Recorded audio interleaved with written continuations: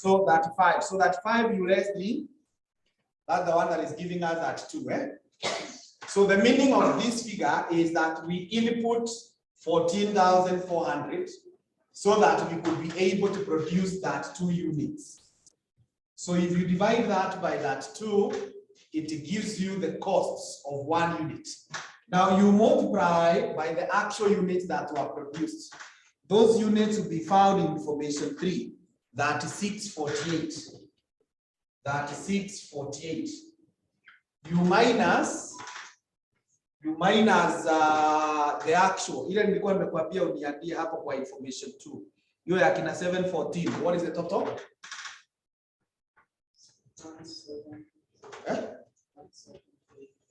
1,732,800. So give me the difference.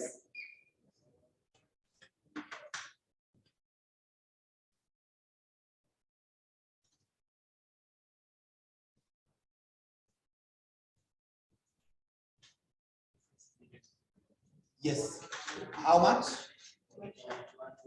91,200. Don't write the negative, although if you write no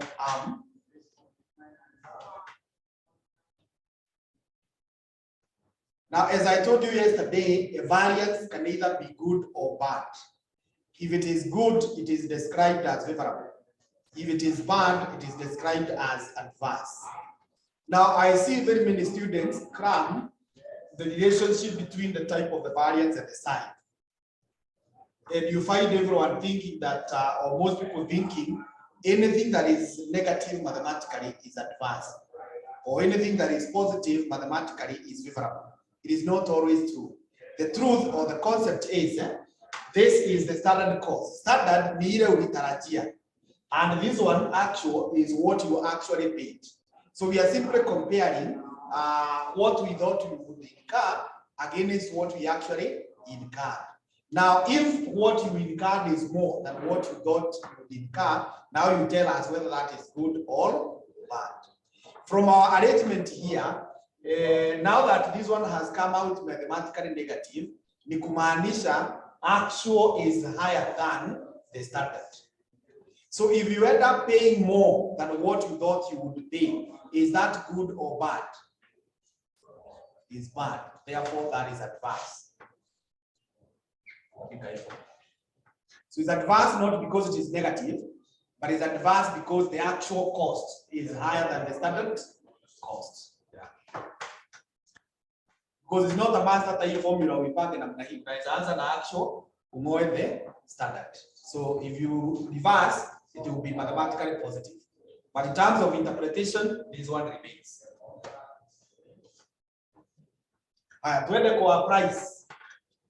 Wandike material price variance equals materials price variance equals, open the brackets,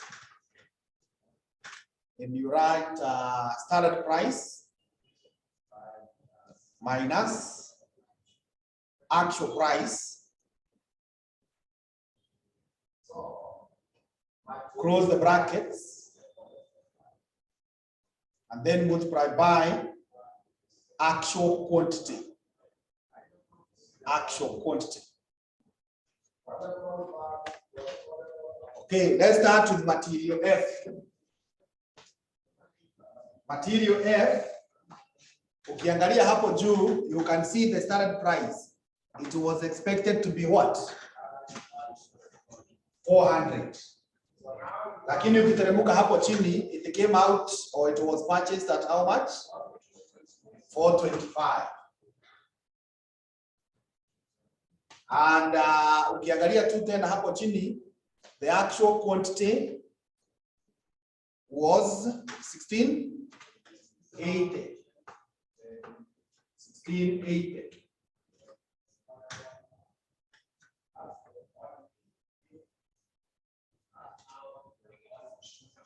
They are 42,000.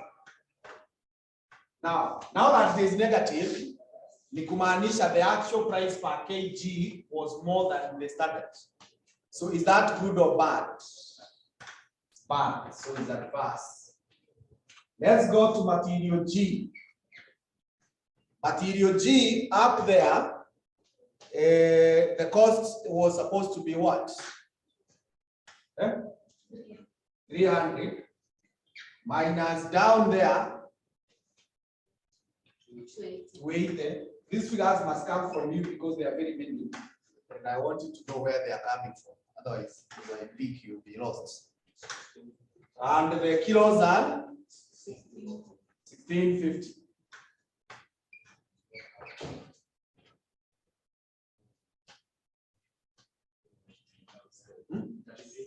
That 3,000, and mathematically it's positive. As you can see, the actual is more. Sorry, the actual is less. So if you end up paying at a smaller price, is that good or bad? Good. So if it's good, it's favorable. We go to H. When we go to H, the starting price uko Juni 600, and the actual down there is 640, and the kilos are 870. So when you 34,800, and you can see this advance. So this is advance. So if it's advance now, you combine or add the 3, and as you add, in the face value, it appears like it is obeying mathematical rules, but it's not always the case. It is more of a set off, as in they cancel each other. Yeah. So this advance will cancel with this favorable. So give me the balance. You can use them, but there are times the same type of variance will have opposite signs. Opposite signs, or they have the same signs. Unaona kama hii ikuwe ni negative na hii bado ikuwe ni negative. Lakini unaona they are different. So if you want to add them the normal way of adding mathematics, then this would be 75. But that is not the case. They are supposed to net off, to cancel. Remember, this is a professional paper, it's not an academic paper. So as you obey the mathematical rules, you must also be practical. You say we add 42,000 minus 33,000 plus 34,000. Yes, so that they net off. They net off. The key thing is net off. So in a backing up, 43,800. 43,800 favorable or adverse. The adverse you mean?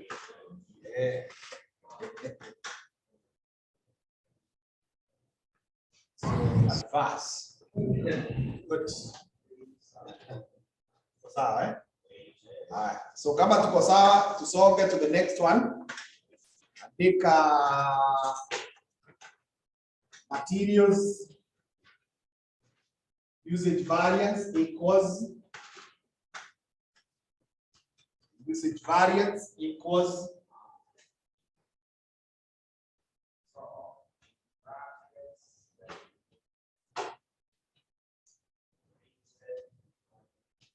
usage variance equals, open the brackets and write standard quantity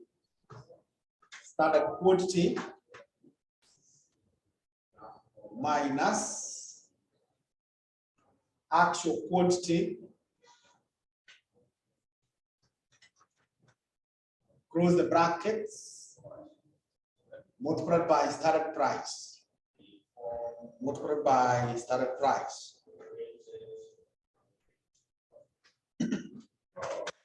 So let's start with the material F.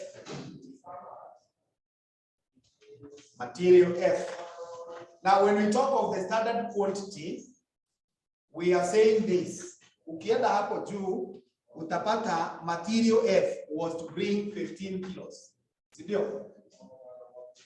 Now these 15 were to be enough in making that 2 units.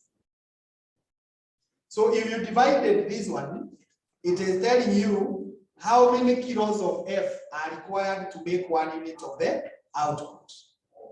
How many kilos of F are required to make 1 unit of output. Now you multiply this by the actual units of output, which are in information 3, that is 648. That is 648. Then you minus the actual kilos that were used. The actual kilos are 1680. 1680. Then you multiply by the started price. The started price is what? 400. Is 400. So give me that.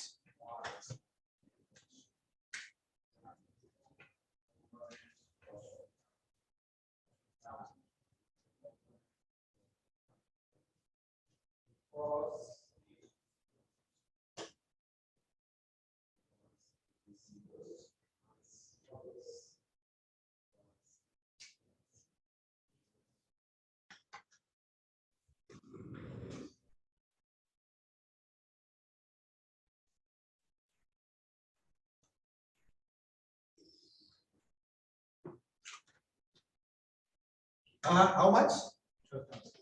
12,000. Positive or negative mathematically? Eh? So kama ni positive, ni kumaanisha we used fewer kilos.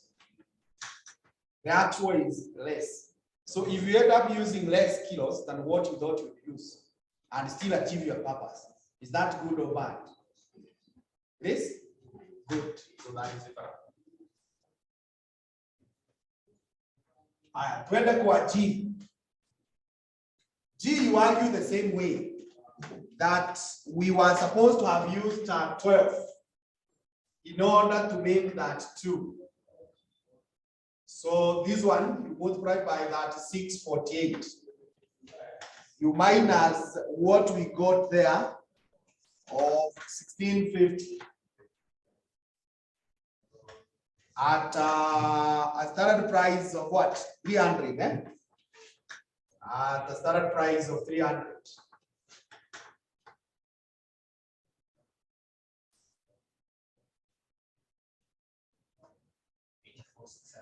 $84,600. Positive or negative? So even negative, ni kumaanisha we used more than what we should have used. Is that good or bad? So it is adverse. We come to H. We argue the same way. It is 8. So 8 out of that 2 multiplied by that 648 minus the 870. And the price there is what? 600.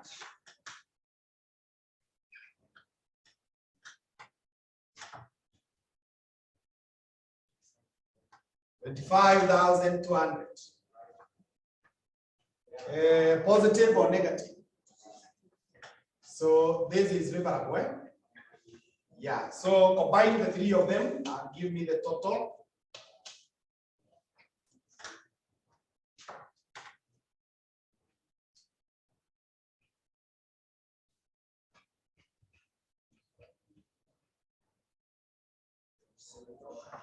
$47,400. Favorable or adverse? Adverse. Now this adverse hii 47 ukiongezea ile total nyingine tulikuwa nayo hapa. Hebu add combine the 2 in the calc. Hiyo total tulikuwa nayo kwa price.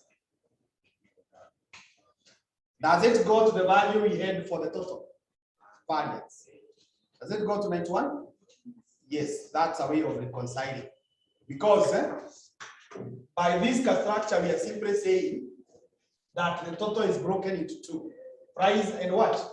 Usage. So if you get the usage total, you add the total of price, they should give you the total variance. should be constant. In the same case, we will see after to compute hii mix na hii yield, if you combine them, they should take you back to this usage. These are 47,400. So let's write the formula for the mix. So material mix variance equals materials mix variance equals, open the brackets and write revised mix minus actual mix, close the brackets, and then multiply that by standard price. Multiply that by standard price. So we start with F. Now, when we talk about the mix, we are talking about the proportions, the ratios. And you can see F was to bring 15 in a total of 35. F was supposed to bring 15 in a total of 35 ingredients. Is that okay? Now, if that was the proportion of F, you multiply by the actual kilos that were used. So tell me the actual kilos that you got and the information to total. How can I 16? When you added the three of them, what did you get? 48? 4,200. So 4,200. So you minus the 1,640. Then multiply that by the price of 400.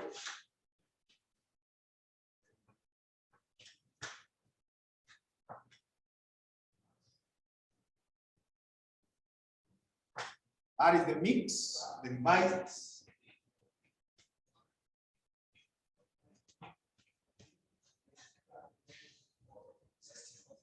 $64,000, positive or negative.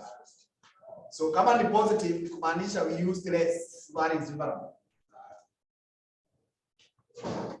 Then we go to G. G is 12 out of 35. You multiply by 4,200 minus 1,650.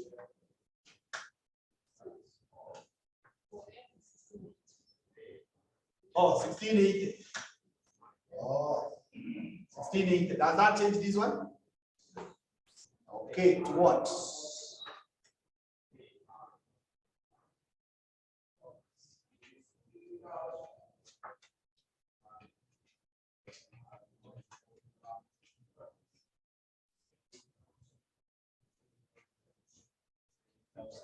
$48,000 favorable again there. And the price is 300.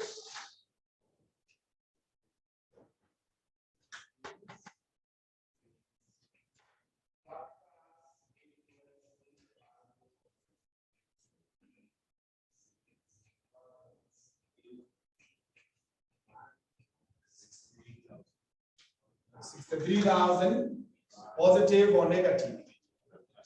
So it's adverse. Twende kwa H. H is 8 out of 35. You multiply by 4,200. You minus 870. And this is 600 here.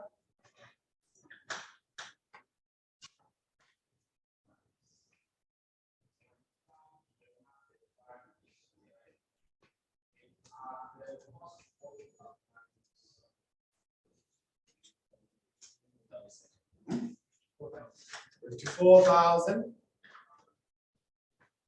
Favorable or adverse? Favorable. So combine this, the three of them.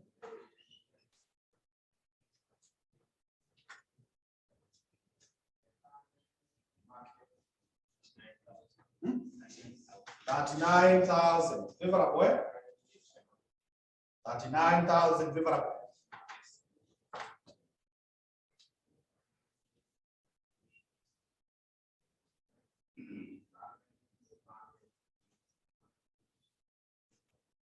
Okay, then from there,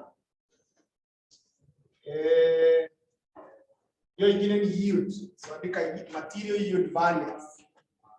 Materials yield variance. Materials yield variance.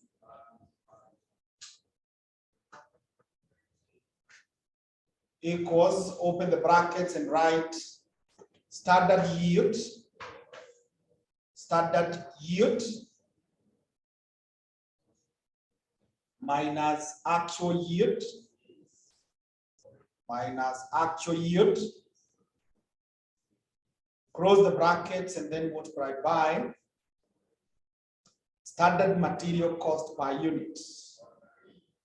Standard material cost per unit.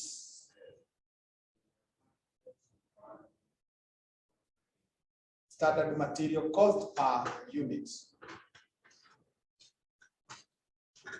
Okay.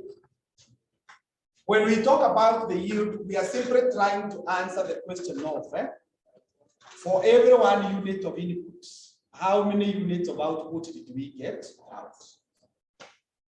So for you to answer that, then you begin by looking at what did you get out. And we got out that 2. See there? This that 2, we got it after tulikuwa tumeweka that 5. So that tells you for every 1 of input, how many did you get output?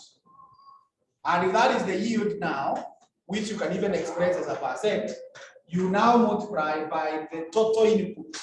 Hizi kilo zenye tuliweka 4,200.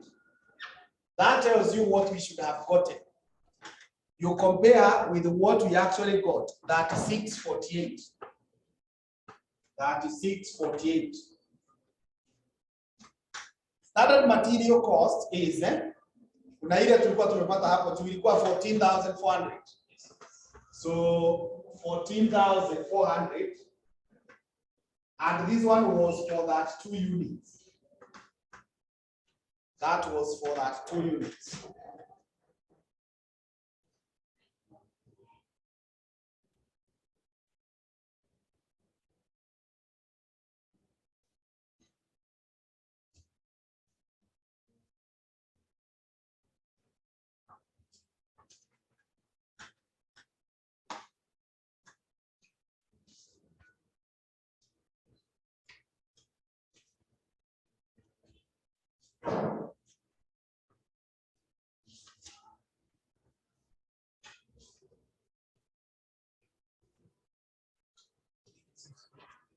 $86,400.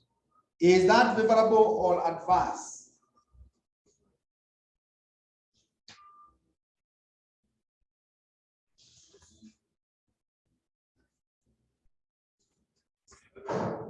Is mathematically positive or negative? Positive. So if it is positive, it means that we got a smaller yield than what we should have gotten. So if you go to your shamba and get lesser harvest, you go home celebrating. That's why I told you, if you rely on the mathematical side, it will confuse you. So umesema ni 86,400. Now this is advanced because we got a smaller. Yeah, if you remember those days of process costing, if you're going to abnormal loss.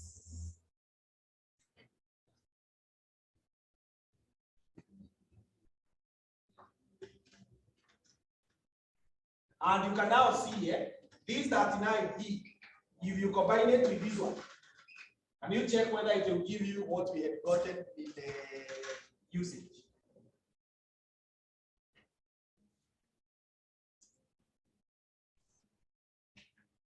When you net off. You see now what I told you earlier. You see this mathematically is positive.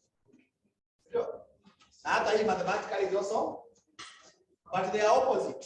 So if you are just very faithful to the mathematical rules, if you combine, you will start telling me one something.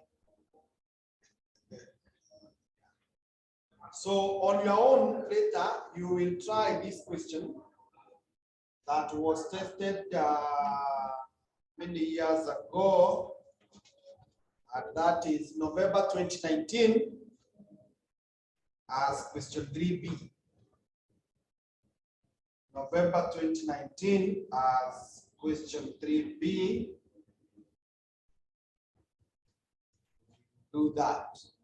So I want us to take a small break at that point. Then we'll be back to do the river course.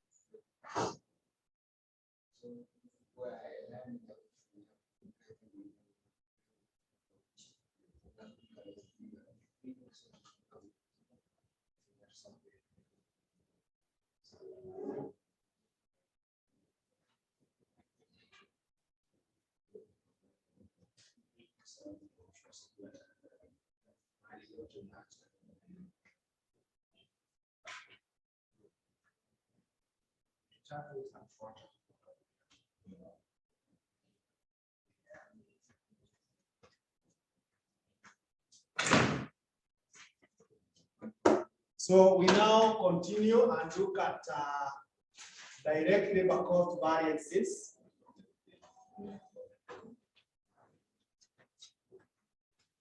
Direct labor cost variances. So in the direct labor cost variances, the structure is like we had for material, but now this one inaitwa rate, this one inaitwa efficiency. Efficiency is the other word for usage. Rate is the other word for price. The other word for price.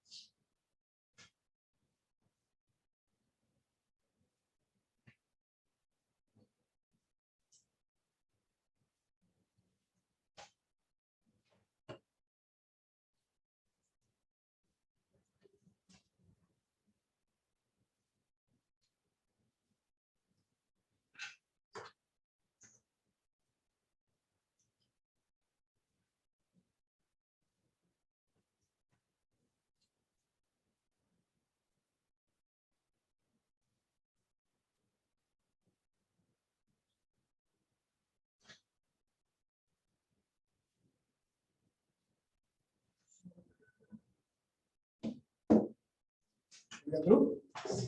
Let's write the formula for the total. I think a total labor cost variance, or we can just write total. I think a total equals standard labor costs minus actual labor costs minus actual labor costs. Now, if you look at the data that we had up there, the total labor cost you had gotten what? When you added those two, it is 5,200.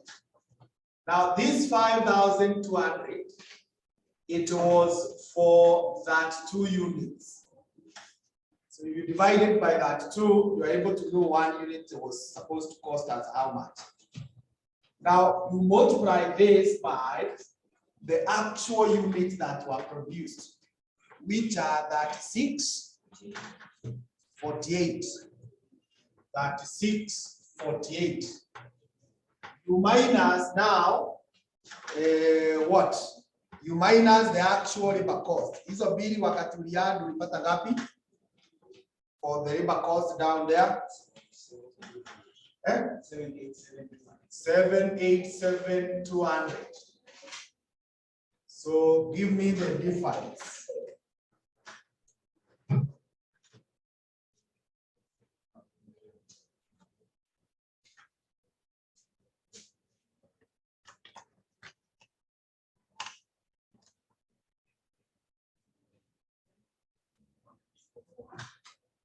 $194,400.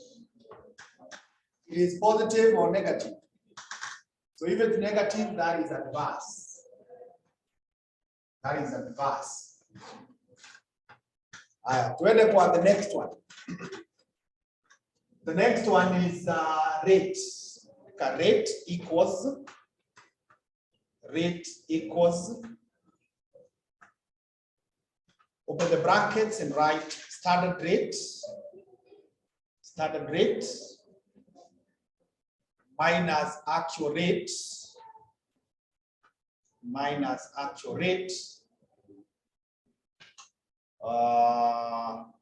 close the brackets and multiply by actual hours.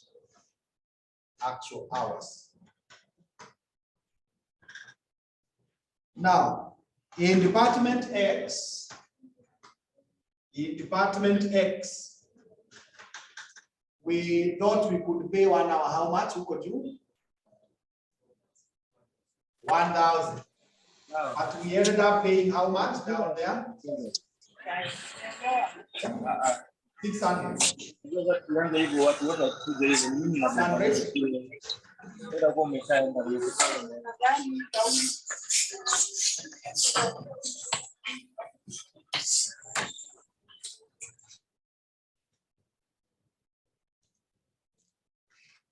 600.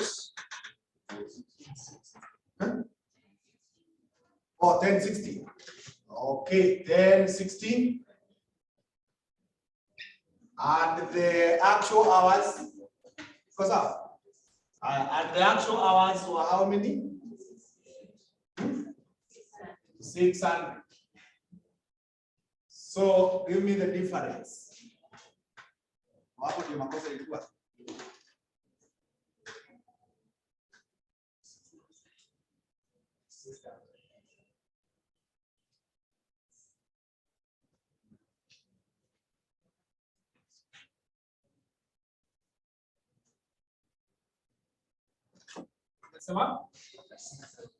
That is 6,000. Is this favorable or adverse? Adverse, because we paid more. Let's go to Y. When we go to Y, the standard rate was supposed to be what we could do? 600. And the actual turned to be 560. And the actual hours 270.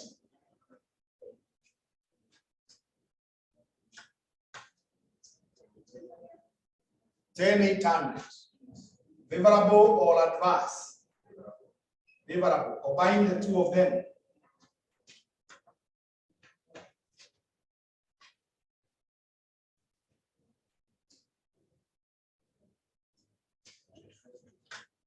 $25,200 advance. $25,200 advance. Higher. Twende kwa efficiency. Let's write the formula for efficiency. And we write equals, open the brackets, standard hours standard hours minus actual hours. Actual hours.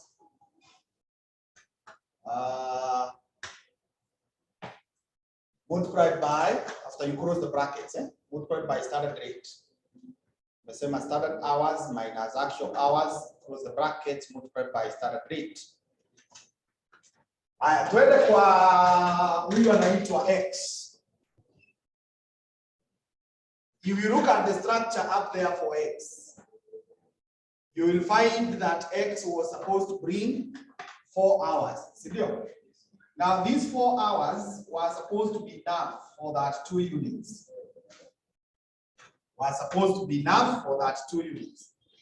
So you multiply by the kilos that were produced, that 648.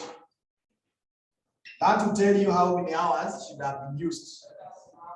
You less the actual hours, 600. And the standard rate is 1,000. The standard rate is 1,000.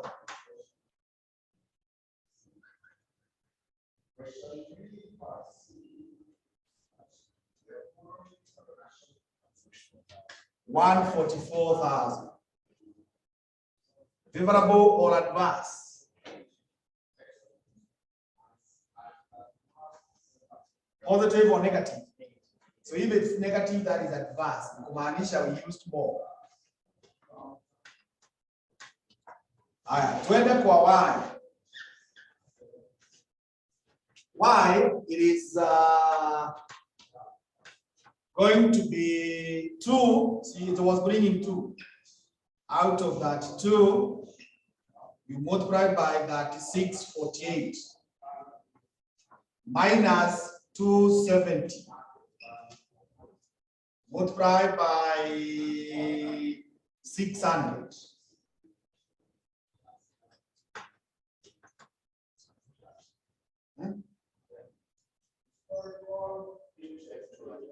$25,200. Favorable or adverse? Adverse as well. So this one then becomes 169. 200 adverse. And you can see this 169, if you combine na hii 25, they take you back to this 194.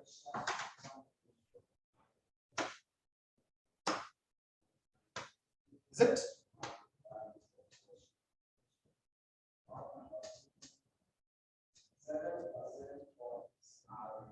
Yeah. Twende kwa mix.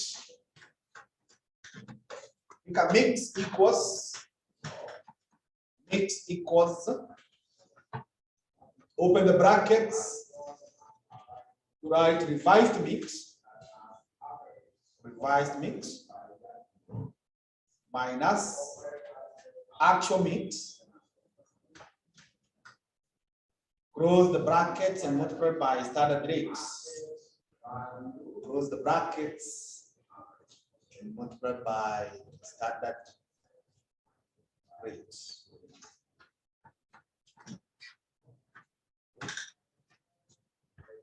So to answer X,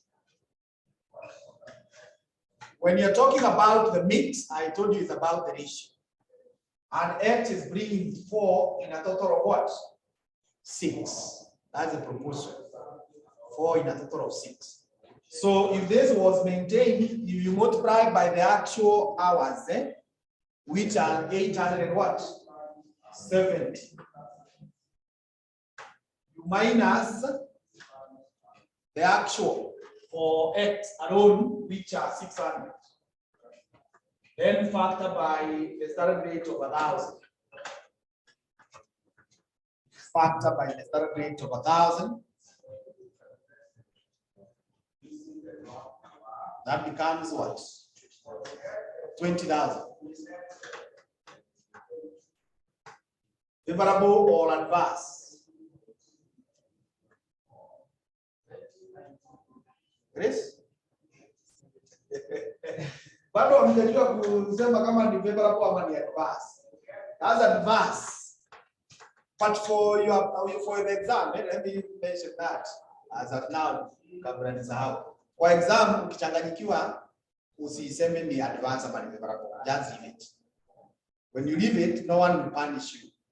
Because you can argue your case that nilikuwa na haraka kasahau kuweka lakini najua. But ukishatuwekea there is no doubt. So if you are not very sure wewe wachana nayo. Weke tu hata uweke negative penye imetoka wachana nayo. Wewe songa. But I'm not teaching you for practice that way. But I'm saying in the event ukue kwa mtihani na uanze kuona is it advanced, don't waste the time there arguing. Leave it. Can't be cancelled.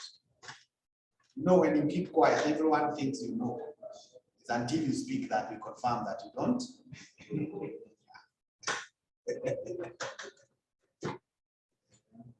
Why it is 2 out of 6 multiplied by 870 minus 270. You multiply by 600.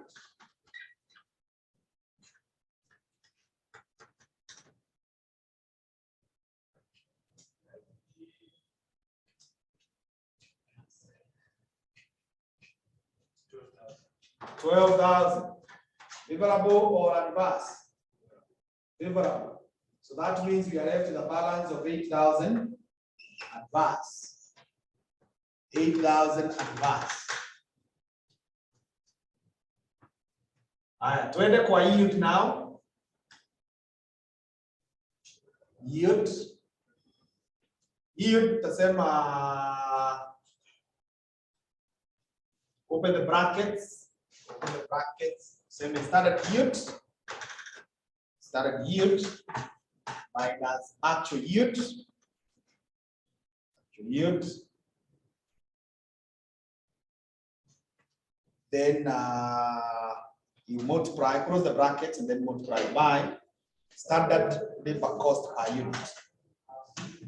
Standard labor cost per unit. Standard cost per unit. Okay, so I have told you that when we are talking about the yield, we are looking at what did we get after we input 1 unit. Tukasema, we got that 2. This is after tumeweka what? 6 hours. So 1 hour, and if you divide this, you are able to know 1 hour. So you multiply this by the hours that you make, 870. That will tell you how many units you should have gotten. You compare with what we actually got, that is 648. And the standard labor cost per unit, which was 5,200, you divide by that 2. 5,200, you divide by that 2.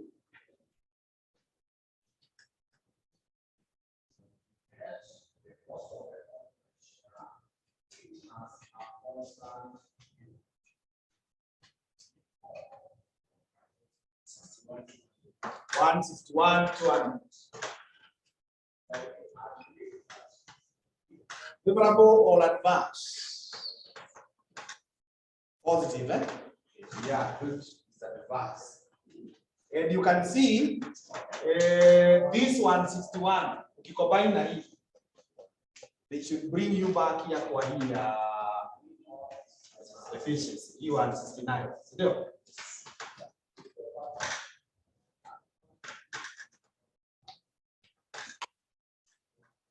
So now we have answered that. Ile swali nilikuwa nimetaja hapo mbeleni, you still use it to do the practice for that. It has also questions of that nature.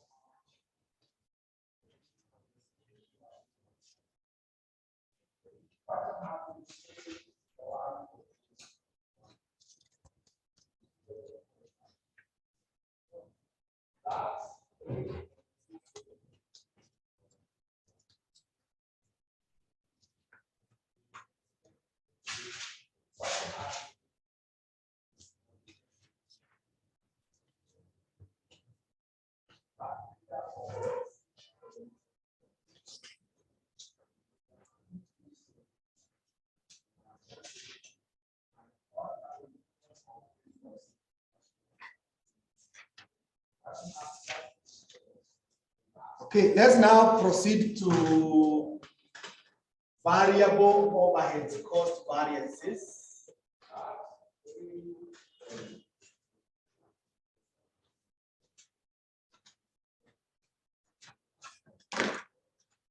So we can now variable overheads, cost variances.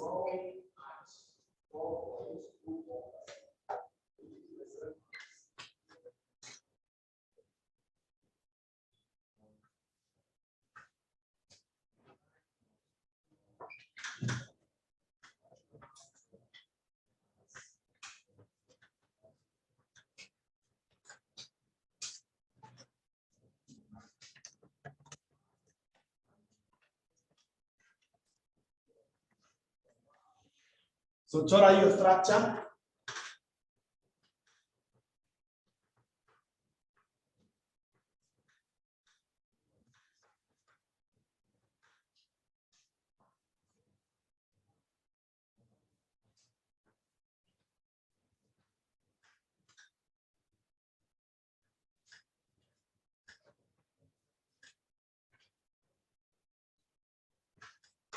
That is the structure for the overheads, variable overheads.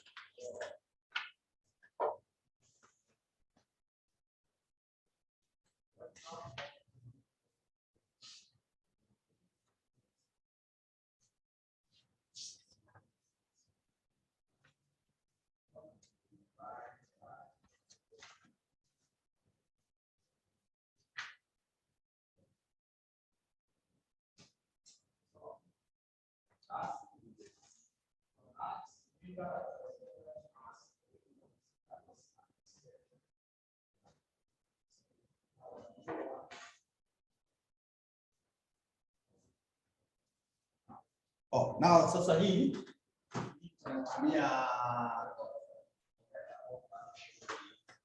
tunatumia swali la June 2013. June 2013. Question 2B.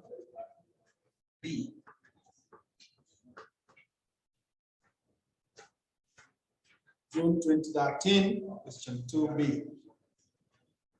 Go there.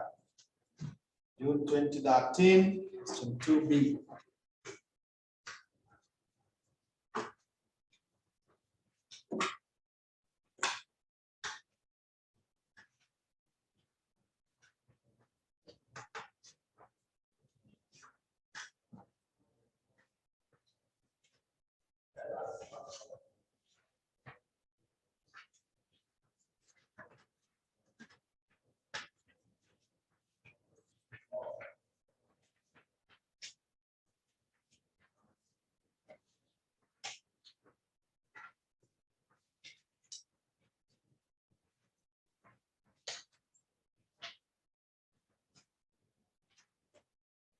You have seen it, right? Okay. Andika hivi.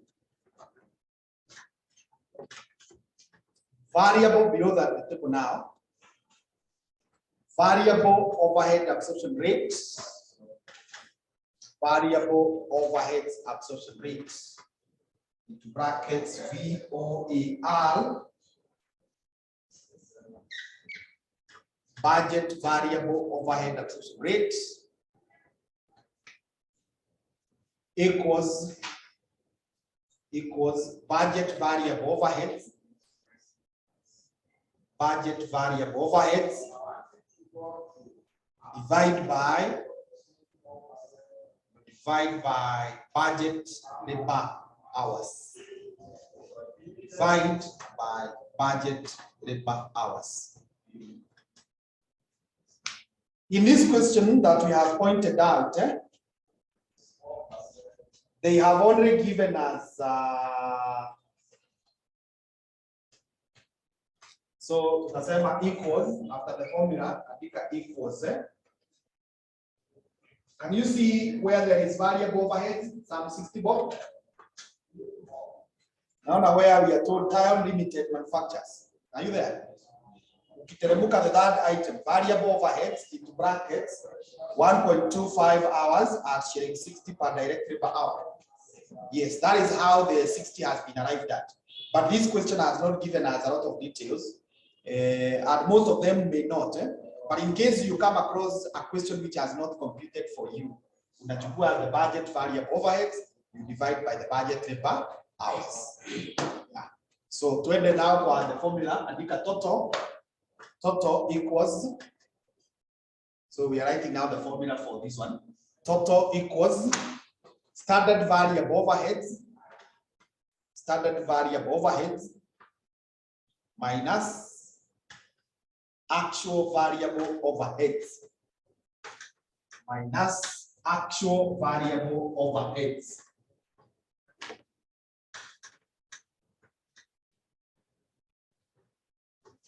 If you look at the standard card hapo nimekulifaa, you can see 1 unit was supposed to take us 75 shillings. Can you see the 75?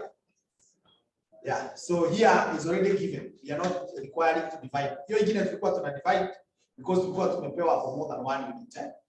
But hii yenye tumepewa hapa, if you look at the wordings, they are saying Tion Limited manufactures and sells a single product whose standard cost and selling price per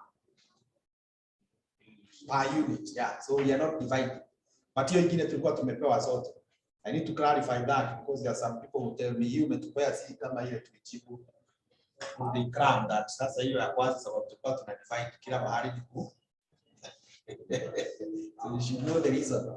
So sasa ni 75. Now the next thing, ukiangalia information 2, inasema the budget production and sales were 10,000 while actual production and sales were 9,000. So in getting the standard, we shall multiply this by 9,000. That will give us the standard variable overheads. You minus the actual. Ukiteremuka hapo chini kwa the actual results, information 3, you can see the variable overheads are given as what? 700,000. So give me the difference.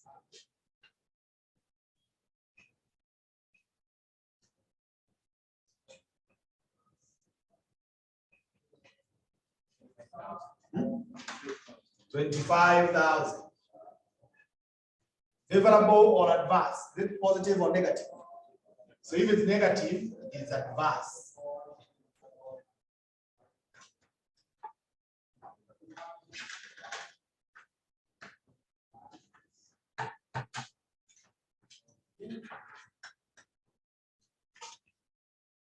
When they call expenditure, because expenditure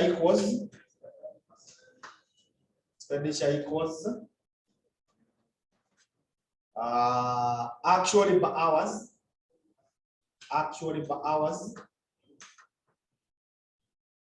multiplied by VOAR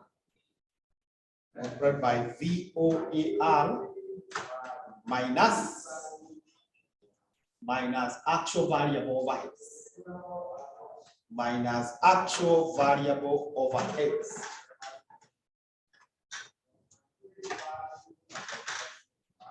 So ukiteremka hapo chini kwa actual results information 3. And you see the inaitwaje? The actual per hours. Ngapi?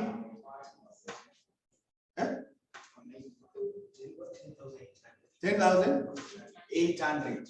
So 10,800 and VOAR tulikuwa tushajua it is what? 60. So you minus the 700,000. You minus the 700,000.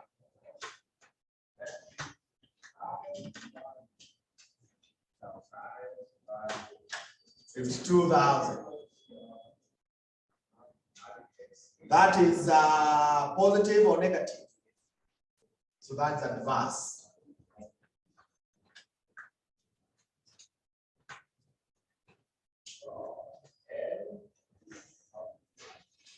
Twende kwa efficiency. Efficiency equals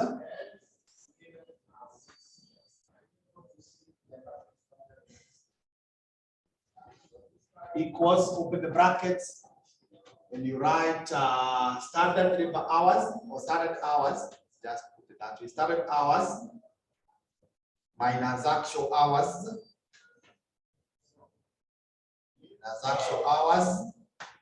close the brackets and multiply by VOAR.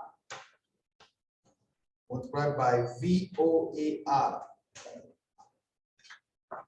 Aya, sasa standard hours utaenda hapo juu mahali kuna labor hours.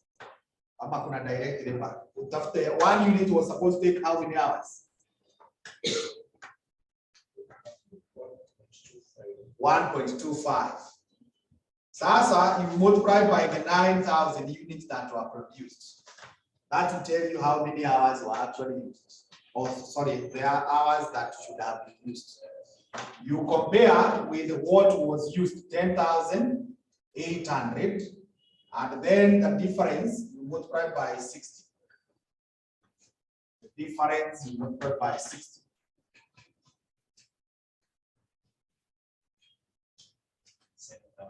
27,000. Favorable or adverse? Favorable. And you can see now that if you combine these two, they take you back to this 25. You're 52 now 27. If you combine, do they go back to 25?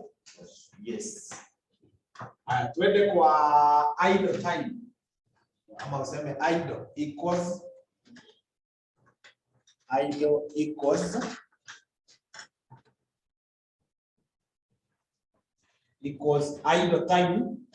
idle time multiplied by VOAR.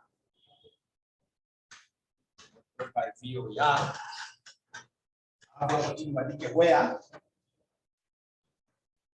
Where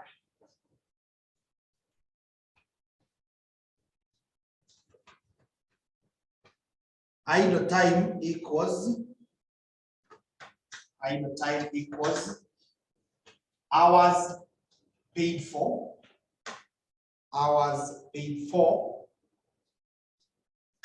minus hours worked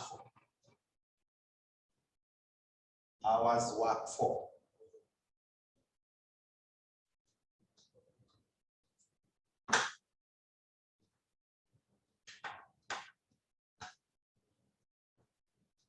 Okay. Now this question has not given us data to compute that, but in case you come across such, that is the way. Twende kwa calendar, the calendar equals open the brackets and write budget annual working days,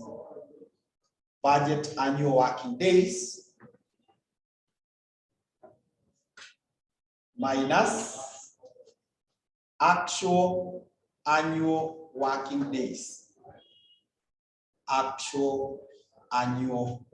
days.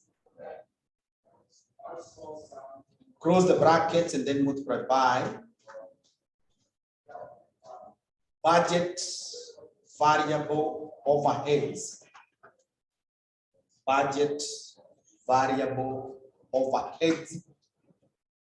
Per working day. Budget variable overheads per working day.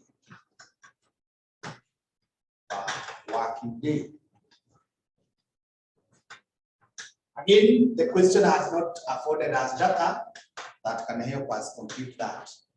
So let's now run to fixed overheads.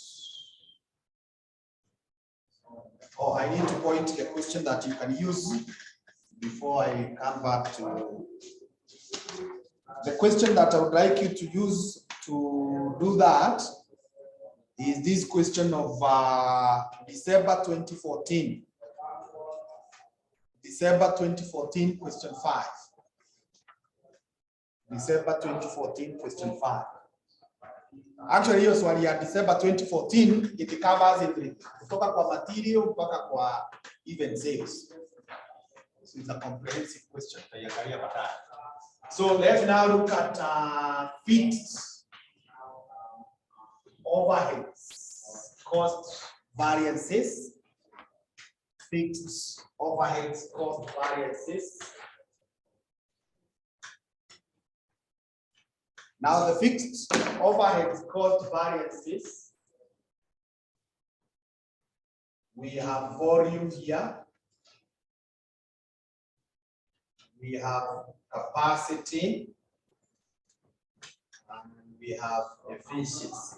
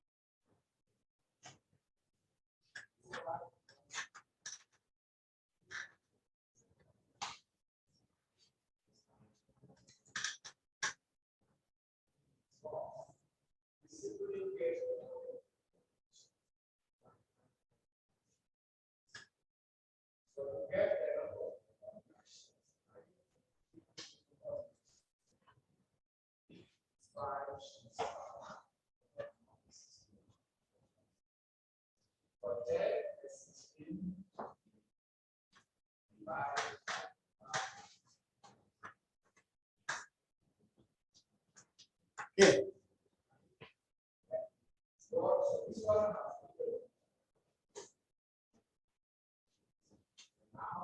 So andika hivi, fixed overhead absorption rates. Fixed overhead absorption rates.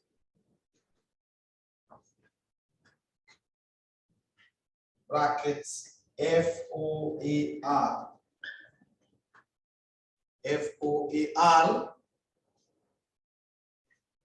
equals budget fixed overheads. Budget fixed overheads. You divide by budget labor hours. Budget labor hours.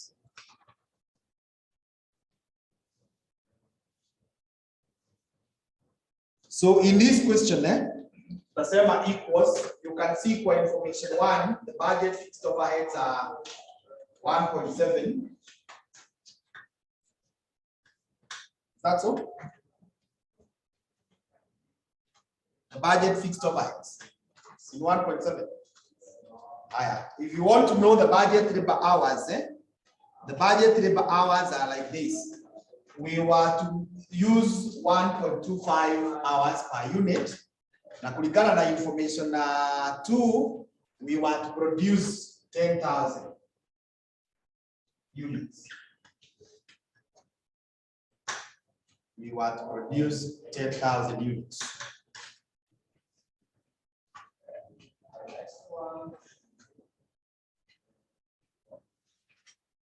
Uh-huh. 136. Hey, that is too high. Ama iko sawa? Sawa, 136. Okay.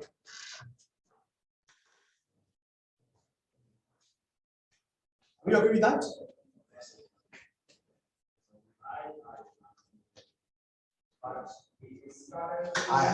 Andika another formula. Budget fixed overheads per unit. Budget fixed overheads per unit.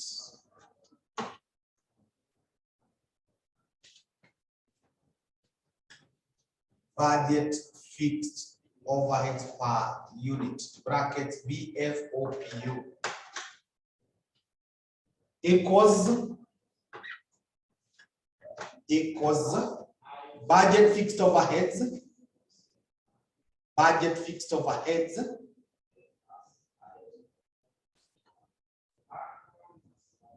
divide by budget output units. budget output units.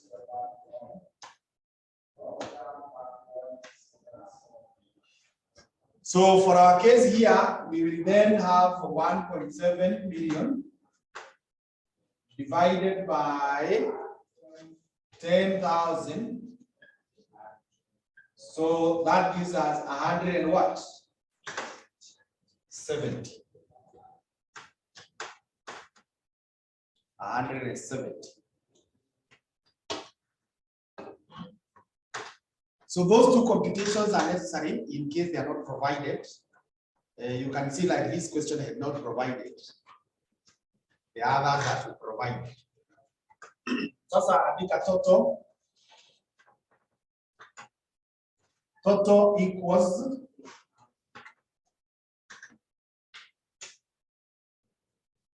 standard fixed overheads. Standard fixed overheads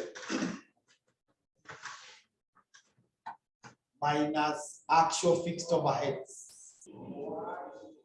Minus actual fixed overheads.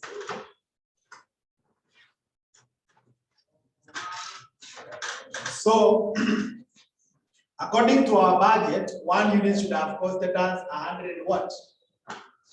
70. So if you multiply with the actual unit that we produced, 9,000, that tells you how much is the standard fixed overheads.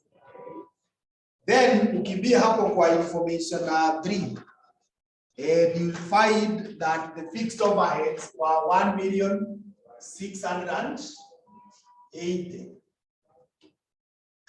1,680,000.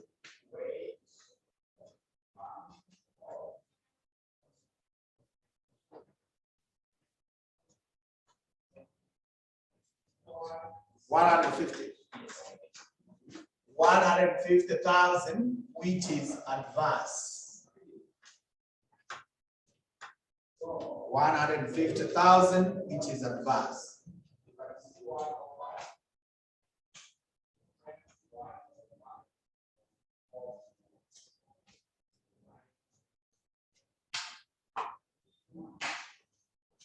The next one is expenditure. Expenditure equals budget fixed overheads. Budget fixed overheads minus actual fixed overheads. Minus actual fixed overheads. So the budget we know is 1.7. The actual we know is 1680. So this gives us 20,000, which is favorable. That gives us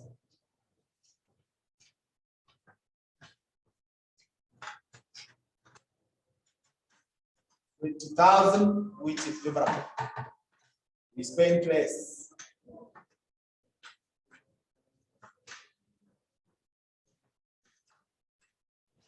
Next is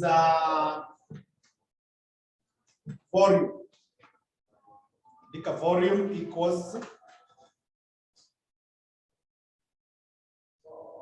open the brackets and write budget output units. Budget output units minus actual output units. Actual output units. Close the brackets and multiply by BFOPU. BFOPU. So in substituting that, tulikuwa tumebudget 10,000. Then we end up producing 9. And the BFOPU tulikuwa tumepata 170. So 170 If you multiply, that gives you 170,000. Is that good or bad?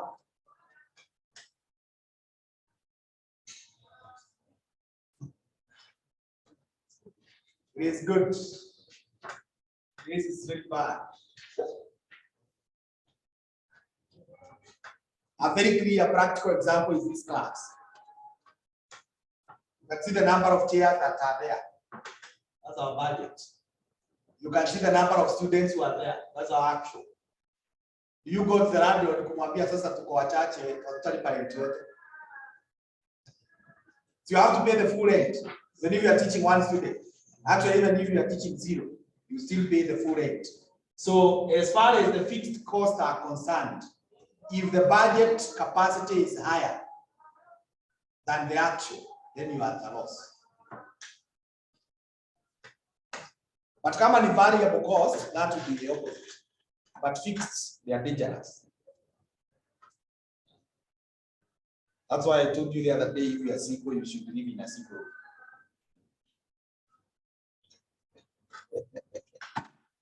The single should live in a single room. Until mwende mkiongezeka. Ukiongezeka unaongeza karumu kingine kamoja hivyo pole pole. Because if you have a 1 bedroom which should accommodate 3 people in your room, then you are at a loss. If you have 2 bedrooms which can accommodate 8 persons, still you are at a loss. Yeah. Good. Twende kwa capacity. And you can see here, sinaona hii, this 170 plus this one. Sinaona inarudi hapa 150. Yeah.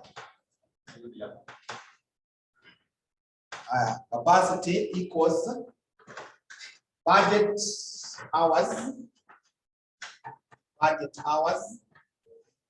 minus actual hours.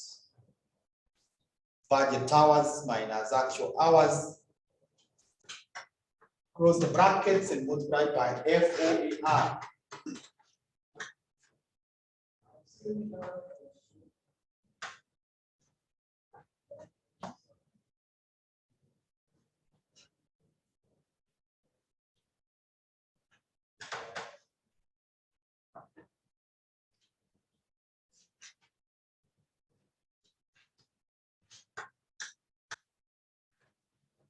So the budget hours are 1.25 times 10,000 units.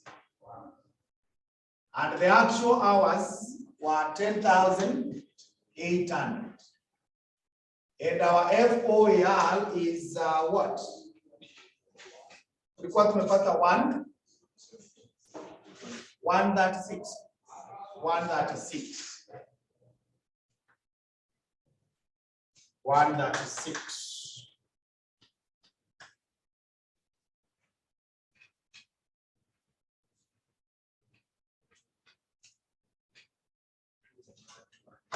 Do that 200. Is it positive or negative? So positive, that means the budget was more, and this is adverse. It's like you come to this class, although I don't know whether you're able to answer that question correctly. When you are coming for this lesson today, you had budgeted your systems to be here for how long? Today, when you are coming, ulikuwa umejipanga utakaa hapa for how long? For today? 2 hours. From 6 to 8. Na kama uko na mambo mengine ushayapanga, you start working on them after 8. Kama kuna mtu mnapatana, ushamwambia wewe ni ngoje mpaka 8. Then you come here and I end the lesson at 6:35. Would that be good or bad? It will be bad. At least you have answered correctly. It will be bad because I brought confusion in your plan. Yes. Sasa do you start calling that person mwambie ile masaa tulikuwa tumesema tukutane saa 2 na ukuja nimekuwa free. Na yeye maybe alikuwa Atakwambia sasa wakati uliniambia 6 8 mimi nimeshajipanga mpaka 8. So you hang around mpaka 8 ifike. So I have brought a lot of what? Confusion. I might now make you even to go to a hotel uanze kukunywa chai na mandazi yenye huko umepangia as you hang around waiting for that person. So when the budget is small, or rather when the budget is more than the actual for the fixed cost, that is also bad. Yes. But kama ingekuwa variable, the opposite is true. If it is a variable cost, as in kama unanilipa per minute, ulikuwa umekuja na pesa ya kulipa 120 minutes. So nikikufunza 35, si unanilipa only 35. Sio pesa nyingine unapeleka nyumbani. Yes, so it's good. But now that unalipa per 2 hours, na it's already fixed, na hata ushalipa. So when I end the lesson at 6:35, you have lost. Because we have the end up a principle, mwambie unataka ifanye ya the other minutes back. Haya, huyo mwingine ni efficiency.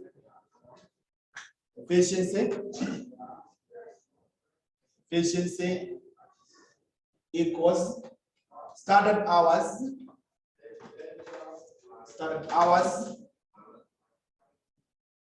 minus actual hours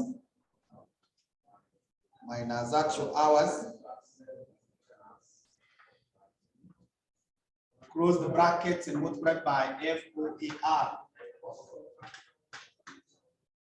Close the brackets and multiply by FOAR. So sasa, the standard hours will be 1.25 times 9,000 minus the actual be 10,800. Multiplied by FOAR of 136.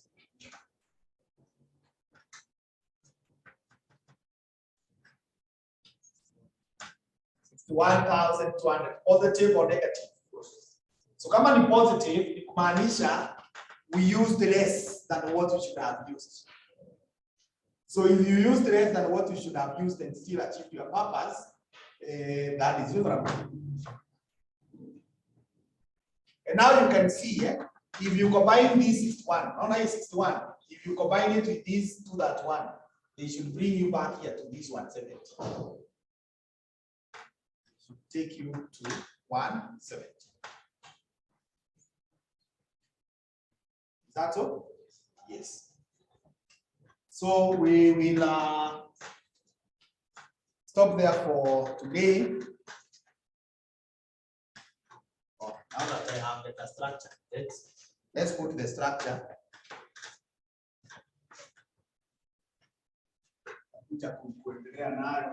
Time. Sales variances.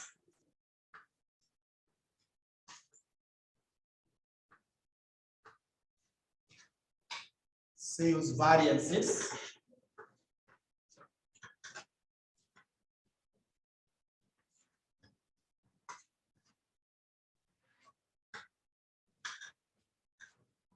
Let's put the structure for the sales variances.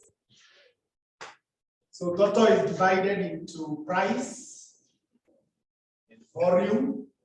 Volume is divided into mix and quantity.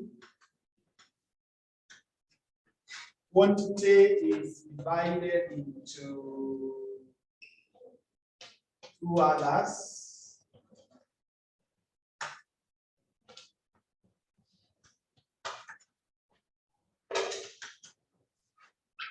Inaitwa market size. Na hii nyingine inaitwa market share.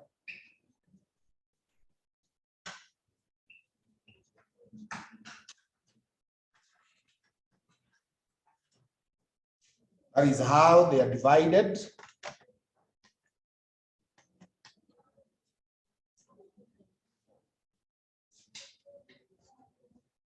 So that now when we meet next, I'll just go straight to the questions.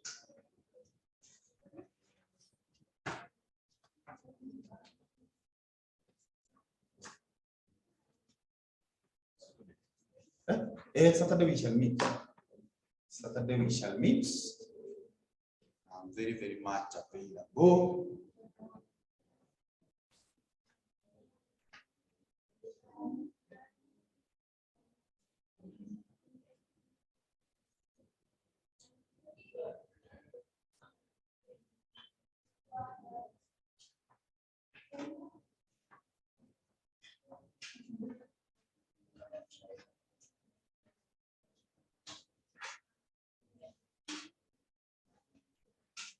Okay.